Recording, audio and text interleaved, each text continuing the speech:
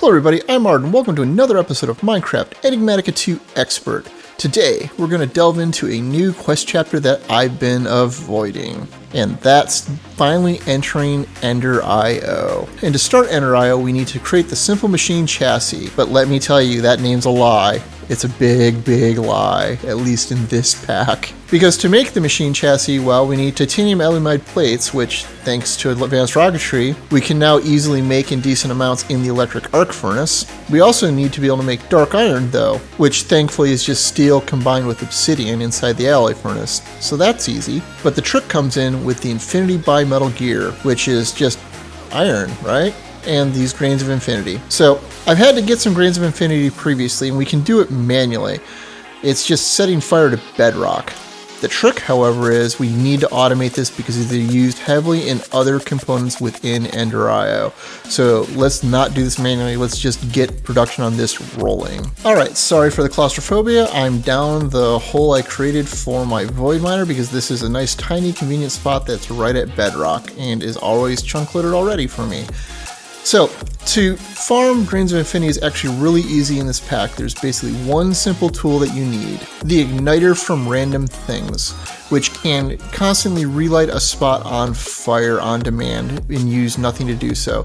The only tricky part about this is you need fire dragon blood, which I previously thought to gather because I knew it would be useful for something eventually. So setting this whole thing up is pretty easy. You just drop the igniter down the direction you want to face, something to gather them. In this case, I'm using an item collector because it doesn't take power.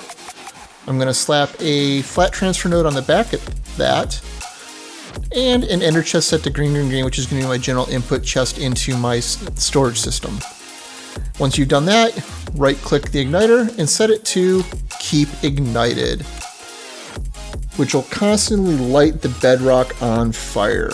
And if we wait a couple minutes, we can open up the ender chest and you can see that I now have multiple grains of infinity inside of it. Obviously, given the simplicity of the design, we can scale it up pretty easily, and there's other ways to do it faster, but we're not going to need that much, I don't think, and if we do, and even if we do, this will just keep passively generating it over time anyways, and I think you guys have seen how slowly I do anything, so I don't think grains of infinity are going to be an ongoing concern. Alright, and now we have the simple chassis done, and we've got our grain production going. So let's open up this chapter. Moving into the Ender IO chapter, well, we gotta go press the button and continue on, and it's going to give us some experience that we don't really need.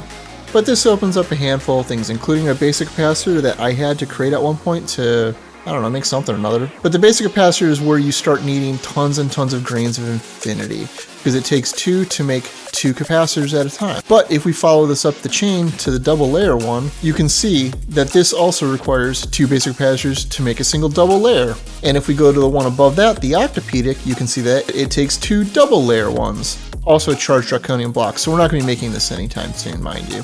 But the next one doesn't seem out of range for us, so let's make one real fast. Because it just uses the energetic alloys. It's just energetic blend, which is just glowstone and redstone. When we make the alloy smelter for Ender IO, it will actually become a bit simpler to make in theory, although realistically it's still the same thing. It just, we don't have to make the blend first. Alright, and the double layer capacitors are done.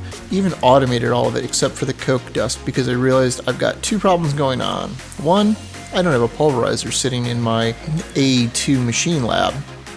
And two, I don't actually have coke production automated or steel, so I need to go come up with a better process for handling that, because I can't do that right now. So those are problems. Thankfully, thermal expansion has solutions for both of those for me. I just need to go implement them. So I think it's time to start moving into the Ender IO machine, which requires going through the machine chassis over here. We could go into the capacitor banks or the power generation, and we probably will. But there's something I want to get to here, and the machine chassis requires us to make it in the process. Because as you can see, there's this big, huge recipe that's 4 root reinforced obsidian, 4 industrial die blend, and then a simple machine chassis. And sure, we could do that. Or we could look in the induction smelter recipe and realize we can just use an industrial die blend. Now that said, there is a catch here, because the industrial die blend requires making organic green dye and organic black dye, which can only be done in the alloy smelter. Which the same recipe exists inside the alloy smelter to make these. Now that said, I hadn't wanted to actually make the alloy smelter yet because while there is a simple version of it, we can't just upgrade it to the final version, which requires the chassis we're about to make anyways. But since it's gated, we have to burn a simple chassis to make this in the first place instead of the more complicated one where it needs the industrial one.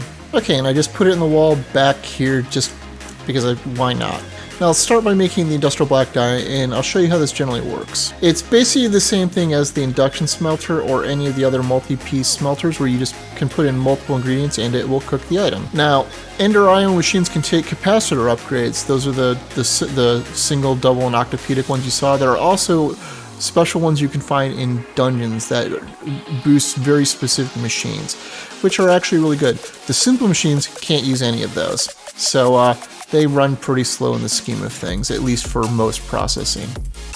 Anyhow, let me make the green dye and we can get started on the machine chassis. Alright, onward and upward. Now we've got the industrial machine chassis made, and now we can start making real Ender IO machines. And honestly, the first one we probably should make is the actual Alloy Smelter, which unfortunately we can't get the machine chassis back, so we'll have to make another one. But other than that, it requires dark steel, which you've seen, and dark bimetal gears, which is just dark steel stamped into a gear. So that should be simple enough to automate. Alright, and now the actual alloy smelter is added. Now, as I said, you need a capacitor to actually even run these things, and you can see that it says it's missing right now because I don't have one. Now, I could just add the normal double layer capacity, and this is global level 2. But remember how I said that there are ones from dungeons? I found a bunch, and I don't unfortunately have one that works specifically for the alloy furnace, and you can see from this one like how varied they can get. Like they have general level upgrades or energy buffer, or they affect specific machines like the farmer or the powered spawner. Or I can just use this one, which is slightly better than the double and increases the energy buffer. So we're just going to do that. And it powers up. And you notice it has other options here along the side that were not on the basic one. Because we can do things like lock it so that it can only do alloys. It can't melt a single thing by itself. Or it can only do single items, things like that. So it's actually a pretty good furnace for just general use. We'll probably have to put one in our AE2 system at some point, but for now I'm just going to leave it out here. Alright, so this brings me to a conundrum, because I do not want to make these industrial machine chassis by hand. That would be really tedious long term, especially given how many of these machines that I would have to make use them. But depending on how deep we want to go down into the rabbit hole, it could get very, very complex and very, very nasty, because we need to start actually automating addition stuff if we want to do this, which I'm going to need to do anyways, and I don't want to. But I think we need to, and I think I need to stop making excuses. But first, we need to make a slight detour. And that's because I would like to stop making these compact machine structures over here. Now, I'm not going to fully automate it, but I'm going to do something that I should have done a long time ago. And really, especially when I built the Astral Sorcery platform above. And that's make the copy-paste gadget from building gadgets, because this lets me copy and paste a pattern over and over, especially with as cheap as this gadget is.